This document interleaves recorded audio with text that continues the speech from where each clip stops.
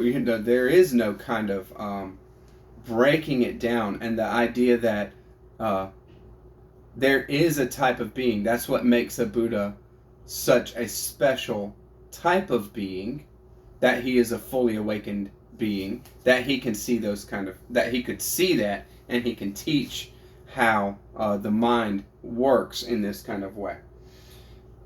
And this kind of thing leads to, birth, of course, leads to aging and death.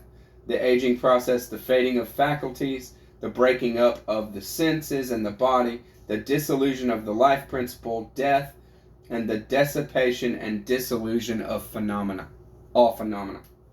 So there is a very what I thought was a cool kind of way of example for anyone who is really having a tough time with it. And I don't doubt that it's a hard thing for people to grasp, and you just kind of want to say, dude, that there's a lot more to it than that. But there's not. When it comes down to it, these are not just step by step either. It's kind of like birth and aging, sickness, and death, and the whole thing is the resultant state. But then also, you carry your karma and everything along with you from lifetime to lifetime. But that's the resultant state, and the causes all work together. The tree, you don't bring together the light, the water, the temperature, the soil, and all the different things that make up the air, the things that make up the tree and give it the ability to grow. You don't bring them in in one order or another to make the tree grow. They all work together. And this dependent origination is like that. It doesn't always have to go in one specific order in the way that our mind works and in the way that phenomena happens. With these conditions, we have a result. That's what it comes down to.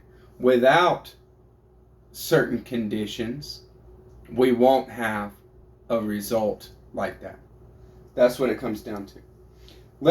So here's a little very, very much more accessible example of how these ideas might work out. Let us take a simple example of how dependent co-origination operates in everyday life. Suppose they're two school friends. Let's call them John and Ian. Whenever they meet at school, they smile and say hello.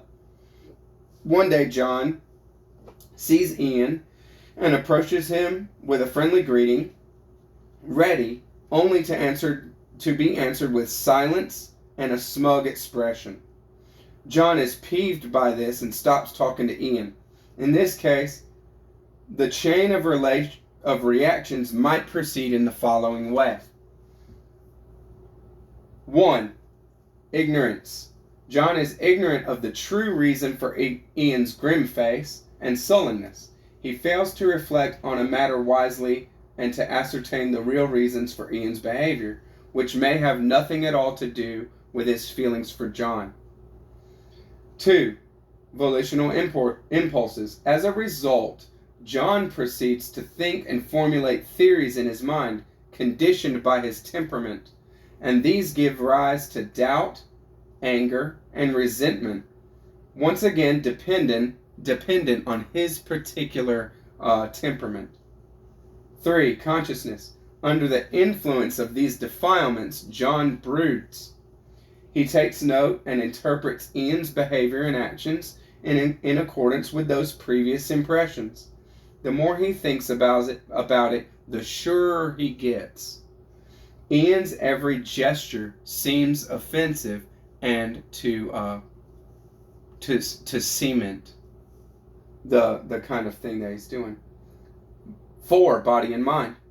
John's feelings, thoughts, moods, facial expressions, and gestures, that is, the body and mind together, begin to take on the overall features of an angry and offended person, primed to function in accordance with that consciousness.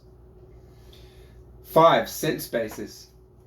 John's sense organs are primed to receive information that is related to and conditioned by the body-mind organism's state of anger and hurt.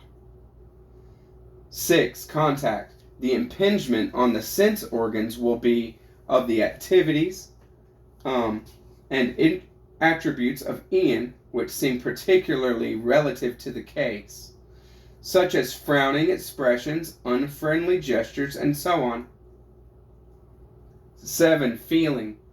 Feelings conditioned by the sense contact are of the unpleasant kind. They're all negative. Craving. Number 8, craving. Craving for non-being arises. The dislike or aversion for that offensive image, the desire for it to go away or to be destroyed.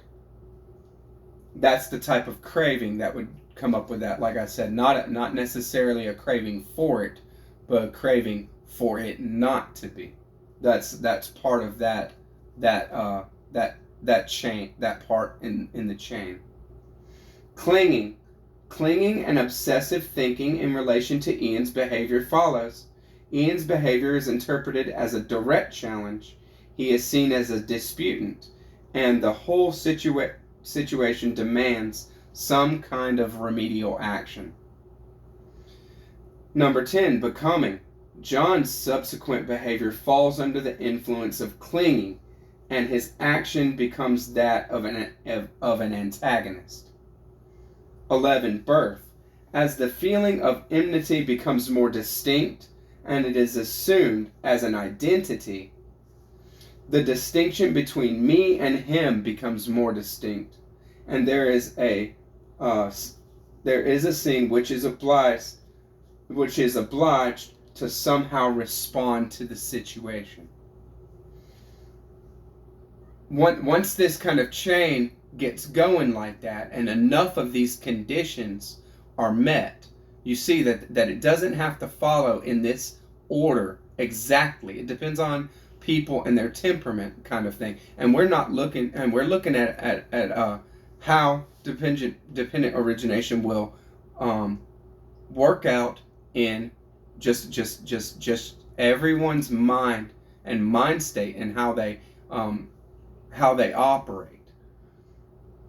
Once enough conditions are met, enough of the preceding conditions are met, birth takes place, and that birth is the birth of an actual, something has to happen, whether that be a hard conversation, or whether that be, at worst, the disillusionment of a friendship or something like that.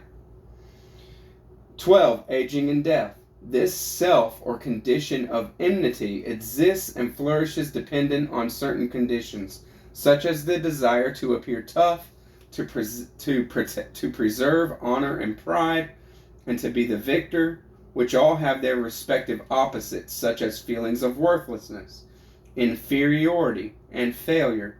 As soon as that self arises, it is confronted with the absence of any guarantee of victory. Even if he does attain the victory he desires, there's no guarantee that John will be able to preserve his supremacy for any length of time. He may not, in fact, be the tough victor he wants to be, but rather be the loser, the weakling, the one who loses face. These possibilities of suffering play with John's moods and produce stress, insecurity, worry. They in turn feed ignorance, which begins a new round in the cycle. Such negative states are like festering wounds which have not been treated. And so they continue to release their poisoning effect on John's consciousness, influencing all his behavior. And yes, this is a negative kind of example, and there's some positives. But ultimately, any kind of clinging and any kind of thing is not a beneficial action, because it takes away the freedom of the other person. It takes away the freedom of the other to become and be something that is new.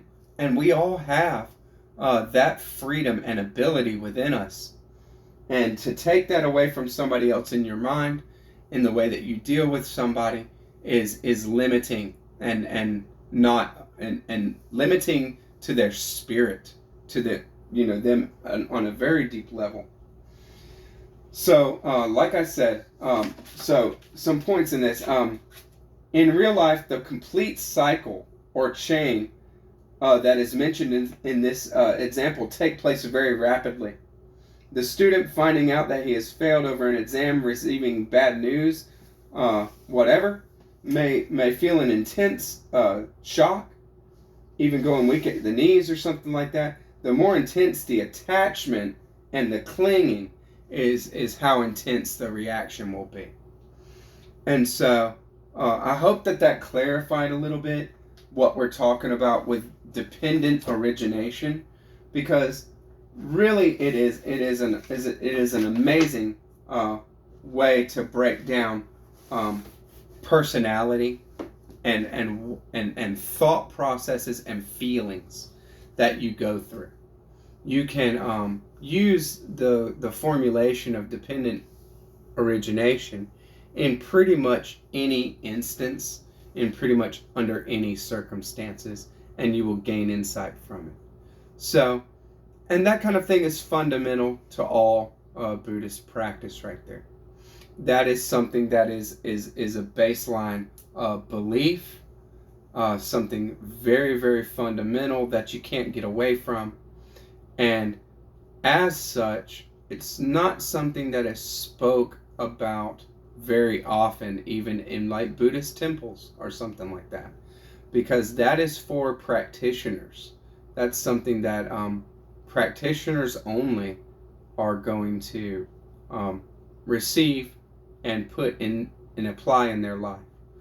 But even just to ponder, we have to know that is the kind of world that we're in, and that's the kind of thing that they use, that a Buddhist is going to use to understand a situation or understand an interaction that they might have with somebody, or that somebody might have with them.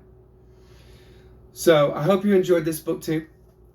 Like I said, I'll put timestamps on everything, and any questions or ideas, if you want me to clarify something or something about dependent origination, drop me a comment and I'll respond to it, and we'll see where it goes. Thank you very much. Catch you on the flip side. Bye-bye.